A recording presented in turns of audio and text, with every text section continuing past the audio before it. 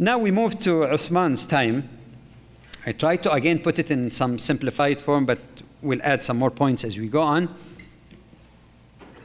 First of all, what was the occasion? We know that the occasion of Abu Bakr's effort was to make sure that at least in addition to memorizing, there is some authentic codex, as they call it, or written manuscript. How about Uthman? What was the occasion? I'll mention something here briefly, which is rather complex, but I just simplify it, and then, inshallah, towards the end of this time, I elaborate more. This is the notion of the so-called ahruf. What does ahruf mean? Some people translate ahruf as qira'at or recitations. This is not strictly correct. This is not correct. Ahruf actually is a reference to the fact that while the Quran was revealed to the Prophet ﷺ in the tongue or dialect of Quraysh, you see, it was all in Arabic. But even in Arabia at that time, there were also different tribes. And all of them spoke Arabic, but there are different dialects. For some tribes, one word is totally unknown to them. There would be some equivalent word that would make the meaning clearer to them. Slight variations in expression of the same meaning. The Prophet ﷺ stated, and this is a sound hadith, that نزل القرآن على سبعة أحرف. The Quran was revealed on 7. Some interpret that as strictly 7 or more. Some say that number 7 actually refers to more than one. It doesn't necessarily mean that each and every ayah was revealed in different dialects.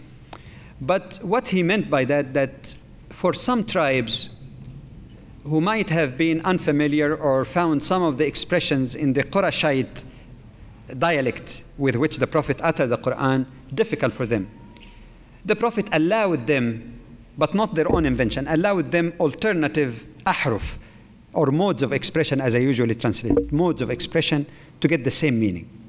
That's why he used the term actually, فَقْرَأُوا مَا تَيَسَّرَ مِنْ. Read what is easy for you. He never meant that to be like something permanent for all time to come, but for that transitional period, the purpose of the Quran is to communicate. Yes, they're all Arabs, but it might be difficult for them in some specific expressions, so allowed them those alternate expressions.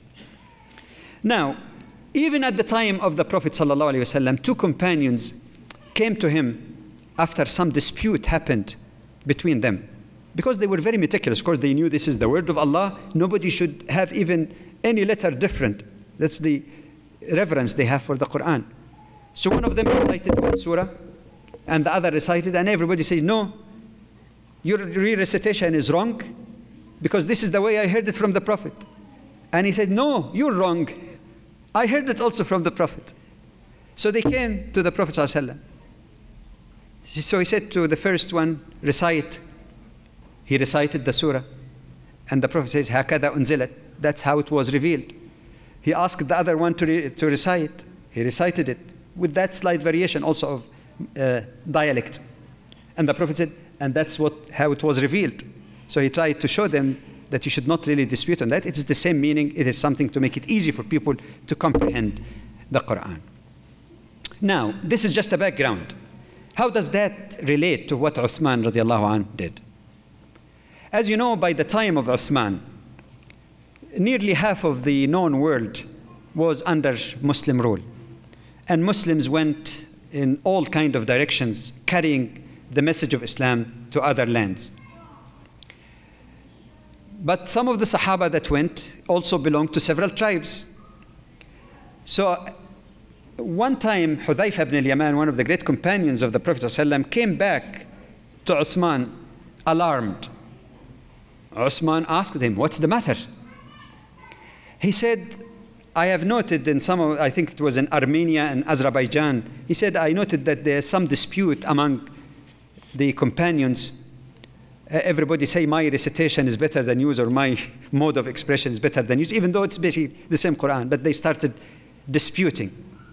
And he said, you should really take a firm position on that issue before they differ on their Quran as the Jews and Christians differed about their scriptures. So what Uthman did, he called again Zayd, who was still living, the same chief scribe of revelation, and he gave him the exact instructions. First of all, he would not work alone. There was a number of companions with him. Number two, that this would be done in public, and I'll come to that point again. It's not something that's secretive behind closed doors. In fact, Uthman announced that anyone who had any manuscript, even those who wrote for their own personal collection, should bring it. And he borrowed also the copy that was already in the house of Hafsa, that was written at the time of the Prophet ﷺ. And he asked them to go again through that, collecting verse for verse or ayah for ayah, getting witnesses, comparing against the original copy. And finally, he ordered that several copies would be made of this copy to be sent in the Jami' Mosque, not the one in Toronto here. Jami' Mosque is a common term that has been used in Masjid al-Jami'. That's the central mosque in several places in the world. Historians mention at least 4 places, some go as much as 7, that were copied directly from that time on. After Uthman, we really noticed 2 things. One is that he ordered that all unofficial manuscript that has not gone through this collective verification. And notice here, and that's important, verification was both in writing and through memorizers, some of whom have already heard it from the mouth of the Prophet ﷺ, and they were still living at the time of Uthman radiallahu anhu. Uthman was a companion himself.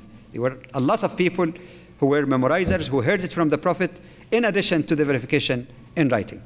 He said anything that people might have made mistake in writing for their own collection or other dialects even if they heard it, even if it was verified but in a different dialect than the dialect of Quraysh, it should be written in the dialect of Quraysh, because that's the way the Prophet uttered it, because he belongs to Quraysh. So that means that's the original, authentic version or way or mode of expression. I shouldn't say version, actually, mode of expression of the Quran.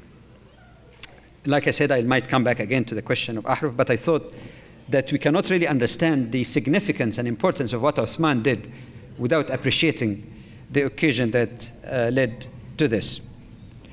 Now we can move to next area.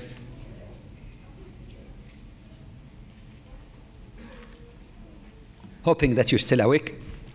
Like I said, I did give you a warning before. This is not a simple topic. And in spite of all that simplification, it's still, something that requires a fair amount of concentration.